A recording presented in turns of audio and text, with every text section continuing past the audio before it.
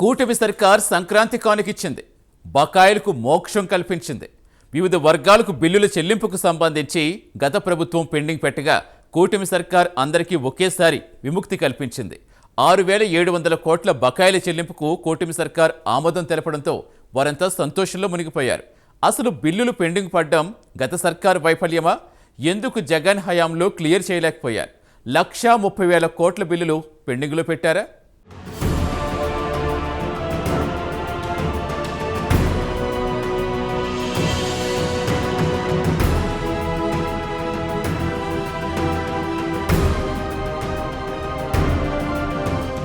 కూటమి సర్కార్ సంక్రాంతి కానుక ఇచ్చింది. గత ప్రభుత్వం ఆయా వర్గాలకు దాదాపు 1,30,000 కోట్ల బిల్లులు పెండింగ్లో పెట్టగా వాటన్నింటినీ క్లియర్ చేసింది కూటమి సర్కార్. దీంతో వారందరికీ సంక్రాంతి మరింత సంతోషకరంగా మారిందన్న వాదన వినిపిస్తోంది.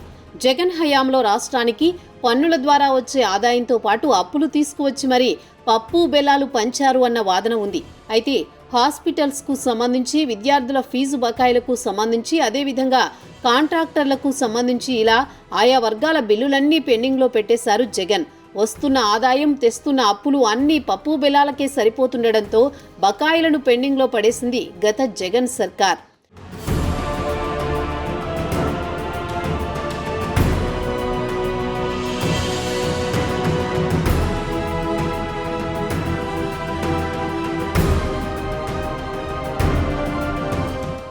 ఏపీ సీఎం చంద్రబాబు సంక్రాంతి పండుగ సమయంలో ముఖ్యమైన నిర్ణయం తీసుకున్నారు. అన్ని వర్గాలు ఆనందంగా తమ ఇళ్లలో సంక్రాంతి పండుగ జరుపుకునేందుకు అవసరమైన నిర్ణయం తీసుకున్నారు. సుమారు 6,700 కోట్ల రూపాయలు విడుదల చేయాలని అధికారులను ఆదేశించారు. దీనివల్ల సుదీర్ఘకాలంగా ఇబ్బందులు పడుతున్నవారు పండుగ వేళ ఆనందంగా ఉంటారని ఆయన అభిప్రాయపడ్డారు. రైతులు, విద్యార్థులు, చిరు వ్యాపారులు, కాంట్రాక్టర్లు, పోలీసు సిబ్బంది, ఉద్యోగులకు గత ప్రభుత్వం పెట్టిన బకాయిలను చెల్లించాలని నిర్ణయించారు. వారి ఆర్థిక ఇబ్బందులను తొలగించేందుకు ఈ నిర్ణయం ఉపయోగపడుతుందని ఆర్థిక శాఖ ఉన్నతాధికారులతో ఆయన జరిపిన సమీక్షలో ఈ కీలక నిర్ణయం తీసుకున్నారు. పేరుకుపోయిన బకాయిలను చెల్లించాలని అధికారులను ఆదేశించారు. ప్రతి ఇంట్లో సంక్రాంతి పండుగలా జరగాలన్న ఉద్దేశంతోనే ఈ నిర్ణయం తీసుకున్నట్లు ఆయన తెలిపారు. దాదాపు 1.30 లక్షల కోట్ల బిల్లులు పెండింగ్లో ఉన్నాయని, ముందుగా కాంట్రాక్టర్లకు 10 లక్షల లోపు బకాయిలు ఉన్నవారికి చెల్లించాలని అధికారులను ఆదేశించారు. విద్యార్థులకు ఫీజు రియంబర్స్మెంట్ బకాయిలను చెల్లించాలని ఆదేశించారు. దీనివల్ల 6.50 లక్షల మంది విద్యార్థులు ప్రయోజనం పొందుతారు. ప్రభుత్వ ఉద్యోగులకు జీపీఎఫ్ బకాయిలు 519 కోట్లు, పోలీసులకు సరెండర్ లీవ్ బకాయిలు 214 కోట్లు, ఉద్యోగులకు సిపిఎస్ ఖాతాల్లో జమ చేయాల్సిన 300 కోట్లు, టీడీఎస్తో కలిపి మొత్తం 1,300 కోట్ల రూపాయలు చెల్లించాలని ఆదేశించారు. 10 లక్షల రూపాయల బకాయిలు ఉన్న కాంట్రాక్టర్లందరికీ బిల్లులు చెల్లించాలని ఆదేశించారు. అమరావతి రైతులకు కౌలు బకాయిలు 244 కోట్ల రూపాయలు, చిరు వ్యాపారులకు 100 కోట్ల రూపాయలు, ఆరోగ్యశ్రీ బకాయిలకు 500 కోట్ల రూపాయలు చెల్లించాలని ఆదేశించారు.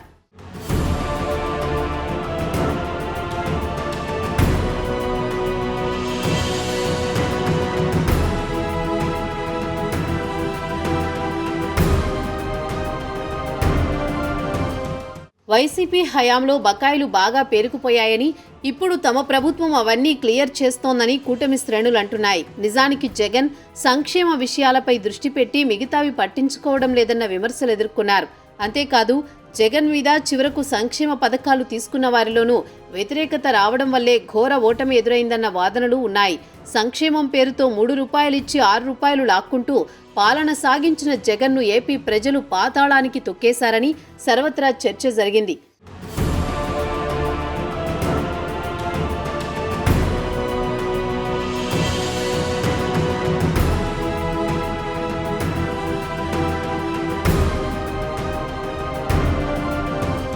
జగన్ హయాంలో ఒకటే లక్ష్యం, అదే సంక్షేమం.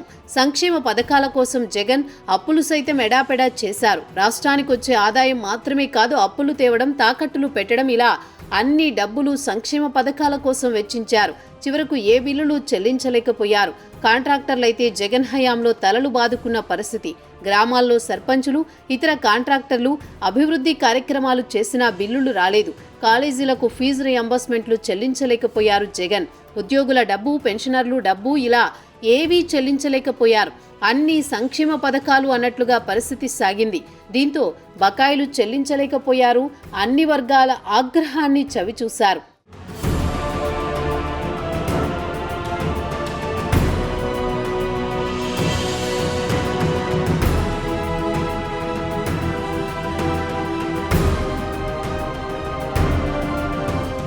రాష్ట్ర విభజన తర్వాత ఆంధ్రప్రదేశ్ పరిస్థితి ఎంత దయనీయంగా ఉండేదో 5 ఏళ్ల జగన్ పాలన తర్వాత అంతకంటే దయనీయంగా మారిందన్న వాదనలున్నాయి.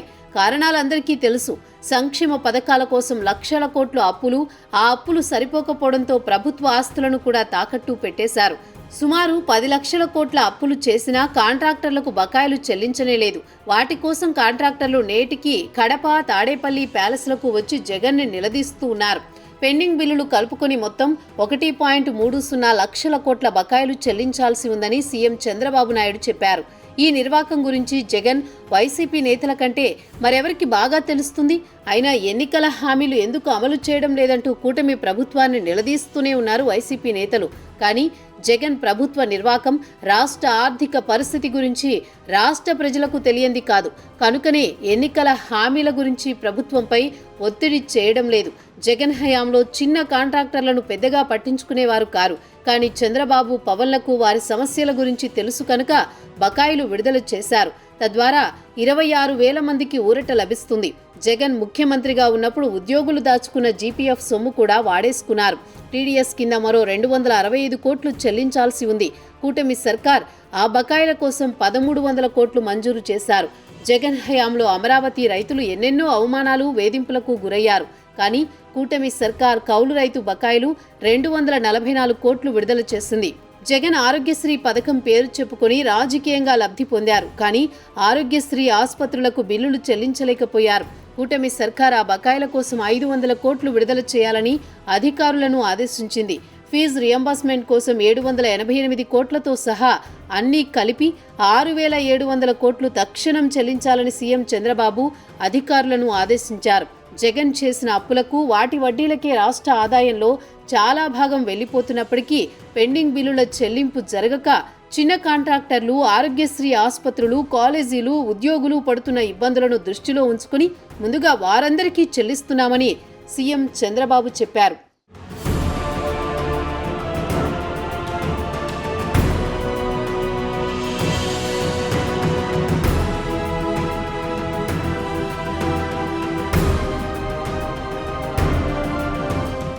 ఒక్క రిజర్వ్ బ్యాంకు ద్వారా పొందే అప్పులే కాకుండా వివిధ మార్గాల ద్వారా తీసుకునే అన్ని అప్పులను లెక్కలోకి తీసుకుంటే 2019లో టీడీపీ అధికారం నుంచి దిగిపోయే నాటికి అన్ని అప్పులు కలిపి 3,62,375 కోట్ల భారం ఉంది. అంటే అంతకు ముందు ఉన్న అప్పు 97,000 కోట్లు. గత టీడీపీ ప్రభుత్వం చేసిన అప్పు 2,65,365 కోట్లన్నమాట. ఇది లెక్క ప్రకారం వైసీపీ గత 5 ఏళ్లలో చేసిన అప్పులు చెల్లించాల్సిన బాకీలు అన్నీ కలిపి 10 లక్షల కోట్ల పైచిలుకుంటుందని ఆర్థిక నిపుణులు చెబుతున్నారు. ఇందులో ఏపీ అభివృద్ధి కార్పొరేషన్ పేరుతో తీసుకున్న అప్పులు, భవిష్యత్తు మద్యం అమ్మకాల్ని కూడా తాకట్టు పెట్టి తీసుకున్న అప్పులు, ప్రభుత్వ ఆస్తుల్ని తాకట్టు పెట్టి తీసుకున్న అప్పులు ఉన్నాయి. ఎన్ని అప్పులు తీసుకున్నా బకాయిలు మాత్రం చెల్లించలేకపోయారు.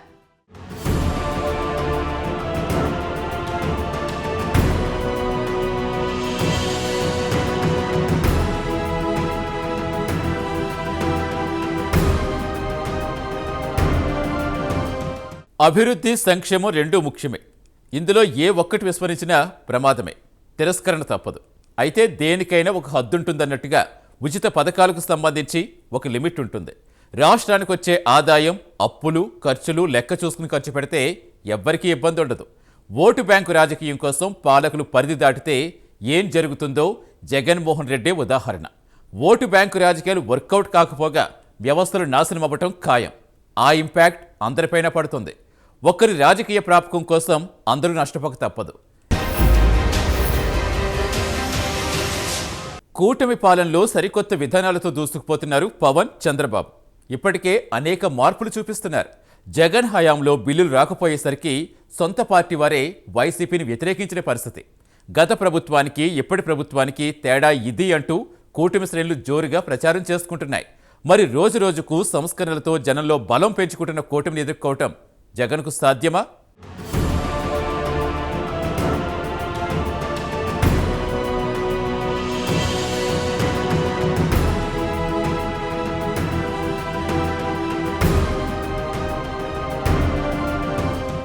ఏడంటే 7 నెలల కాలంలోనే కూటమి పాలనలో అనేక సంస్కరణలు కనిపిస్తున్నాయి.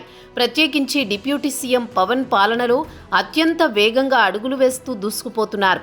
గత 5 ఏళ్లలో బూతులకే పరిమితమై అభివృద్ధిని పక్కన పడేసిన వారికి పాలన అంటే ఇలా చేయాలంటూ ఆదర్శంగా నిలుస్తున్నారు పవన్.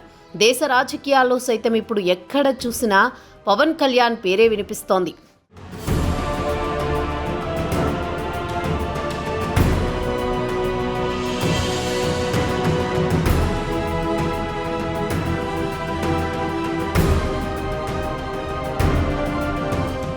చాలా మంది నాయకులను చూసాం, వచ్చారు, వెళ్లారు. కానీ జనానికి గుర్తుండిపోయేది మాత్రం చాలా తక్కువ మంది. అలాంటి వారిలో మొదటి వరుసలో ఉండే నాయకుడు పవన్ కళ్యాణ్. అసలు సిసలు నాయకుడు అంటే ఇలా ఉండాలి కదా అని ప్రజలంతా చర్చించుకునే పరిస్థితిని కల్పించారు పవన్. ఆ విధంగా ఆయన మార్పు అయితే తీసుకువచ్చారు. వైసీపీ పాలనకి ప్రస్తుత కూటమి పాలనలో పరిస్థితికి స్పష్టమైన తేడాలను గమనించవచ్చు. గ్రామీణ అభివృద్ధి, పంచాయతీరాజ్ మాత్రమే కాకుండా డిప్యూటీ సీఎంగా మిగతా శాఖల్లో కూడా తప్పొప్పులు సరిదిద్దుతున్నారు. చంద్రబాబుతో మాట్లాడి అన్నింటినీ సెట్ చేస్తున్నారు. ప్రజలకు ఏది మేలు చేస్తుంది అనే అంశాలపై పవన్ చొరవ తీసుకుని కూటమి పాలన సమర్థవంతంగా నడపడంలో తన మార్కు చూపిస్తున్నారు. డిప్యూటీ సీఎం హోదాలో రాష్ట్రంలో అన్ని అంశాలపై పర్యవేక్షణ జరుపుతూ లోటుపాట్లు ఉంటే సరిచేస్తూ అవకతవకలు మళ్లీ జరగకుండా ఉండేలా నిరోధిస్తూ కఠిన చర్యలు తీసుకునేలా వ్యవస్థలను అప్రమత్తం చేస్తూ ఒక సరికొత్త పాలనకు శ్రీకారం చుట్టారు పవన్. చంద్రబాబు సైతం తన అనుభవాన్ని రంగరిస్తూ రాష్ట్రాన్ని గాడిన పెడుతున్నారు.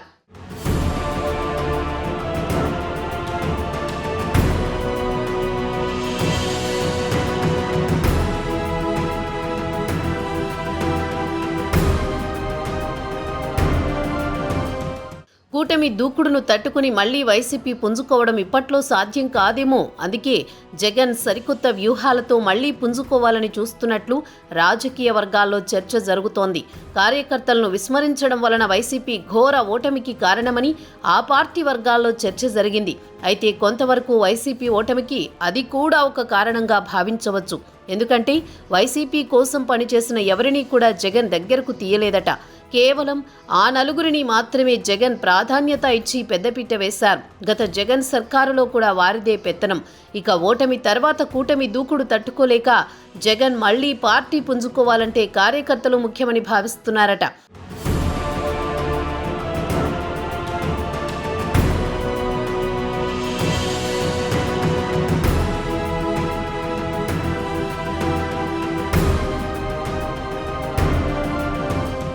నిజానికి వైసీపీ ఎన్నికల్లో అత్యంత ఘోరంగా ఓడిపోవడానికి కారణాల్లో ఒకటి కార్యకర్తలను నిర్లక్ష్యం చేయడం.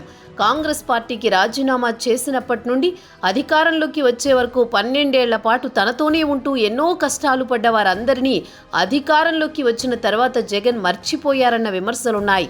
అందుకే కొద్ది రోజుల కిందట నెల్లూరు కార్యకర్తలతో జరిగిన సమావేశంలో ఇక కార్యకర్తలను గొప్పగా చూస్తామని హామీ ఇచ్చారట.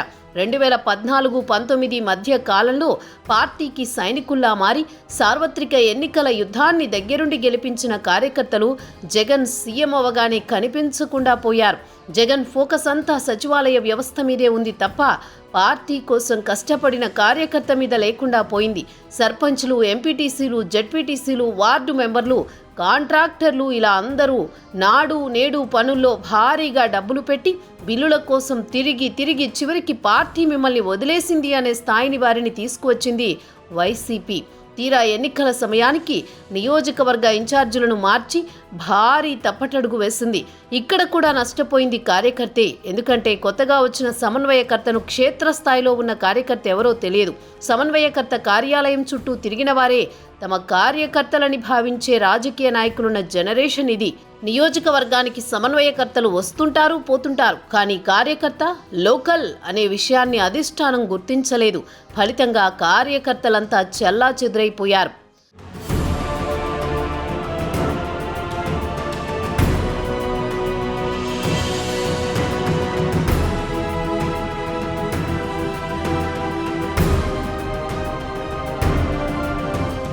ఇటీవల కాలంలో వైసీపీ కార్యకర్తలు తీవ్ర ఒత్తిడి ఎదుర్కొంటున్నారు. సోషల్ మీడియా కేసుల్లో వారి ఆవేదనను అర్థం చేసుకునేవారేరి, వారికి భరోసా ఇచ్చే ఇన్ఛార్జర్లు ఏరి, వారిని బయటకు తీసుకువచ్చే లాయర్లేరి, ఎప్పుడు అరెస్టు చేస్తారో, ఏ స్టేషన్కు తీసుకువెళతారో, ఎన్ని రోజులు తిప్పుతారో, ఎప్పుడు కోర్టుకు తీసుకువెళతారో అనే భయంతో కుటుంబాలను, ఊర్లను వదిలి పారిపోవలసిన పరిస్థితి. జగన్ అధికారంలో ఉన్నప్పుడు అడ్డగోలుగా రెచ్చిపోయి బూతు పోస్టులతో కూటమి శ్రేణులపై పోస్టులు పెట్టిన పాపానికి ఇప్పుడు వారంతా కేసులు, జైళ్లతో సతమతమవుతున్నారు. అందుకే తాను న్యాయపరంగా సాయంగా ఉంటానని చెబుతున్నారు. అధికారంలోకి వచ్చాక జైల్లో పెట్టిన అధికారులతో సల్యూట్ కొట్టిస్తానని అంటున్నారు జగన్. అయితే అధికారంలో ఉన్నప్పుడు లేనప్పుడు కూడా పట్టించుకోలేదన్న అసంతృప్తితో ఉన్న క్యాడర్ను జగన్ బుజ్జగించే ప్రయత్నం చేస్తున్నారు. వారి సంక్షేమం కోసం ఏదో చేస్తామని చెబుతున్నారు. అయితే అధికారంలోకి వచ్చిన తర్వాత ఏదో చేస్తామని చెప్పడం కాదు, ఇప్పుడు ఏదో ఒకటి చేయాలన్న డిమాండ్ను కొంతమంది వినిపిస్తున్నారు. ఇప్పుడు కార్యకర్తల్ని కాపాడుకోవడానికి కొన్ని చర్యలు తీసుకుంటే మళ్ళీ క్యాడర్ యాక్టివ్ అవుతుందని, లేకపోతే స్థానిక ఎన్నికల నాటికి నిర్వీర్యమైపోతుందని పార్టీ సానుభూతి పరులు ఆందోళన వ్యక్తం చేస్తున్నారు. ఏదేమైనా కూటమిని ఢీకొట్టేందుకు జగన్ చేస్తున్న ప్రయత్నాలు ఫలిస్తాయో లేదో వేచి చూడాలి.